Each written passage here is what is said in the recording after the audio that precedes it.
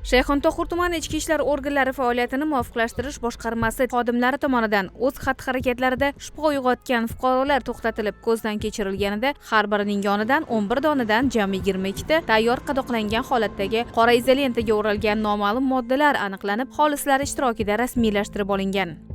Men Instagram tarmog'i orqali ish reklamasini ko'rib qoldim va uni ustiga bosganimda Telegram ijtimoiy tarmog'iga o'tdi va men u orqali shu ishga qo'shildim. Yani ishim bilan o'rtog'im ham shu yerga bo'lishiga sabab bo'lib qoldim.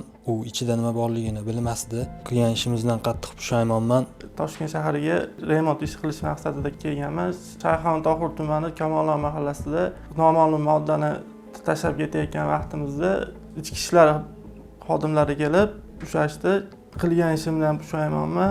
Qaytib bunaqa ishga yaqin ham yo'lamayman. Ushbu moddalar ekspertizaga topshirilgach, gumonlanuvchilardan olingan og'irligi 62 gram bo'lgan moddalar giyohvandlik vositalari ekani tasdiqlandi. Mazkur holat yuzasidan Shayxontohur tumani ichki ishlar organlari faoliyatini muvofiqlashtirish boshqarmasi tergov bo'limi tomonidan ayblanuvchilarga nisbatan Jinoyat kodeksining 273-moddasi 5-qismi bilan jinoyat ishi qo'zg'atilgan. Har ikkala ayblanuvchilarga nisbatan qamoqqa olish tarzidagi ehtiyot chorasi qo'llanilgan. Hozirda tergov harakatlari olib borilmoqda. Giyohvandlikdan daromad izlash o'zini halokatga yetaklash demakdir. Bu insoniy ezgu orzularidan, yoshlarni esa yorug' kelajagidan mahrum qiluvchi illatdir. Uni tanlayotgan bu kabi yoshlar bugun chuqur afsus va nadomat girdobida. Ammo endi juda kech.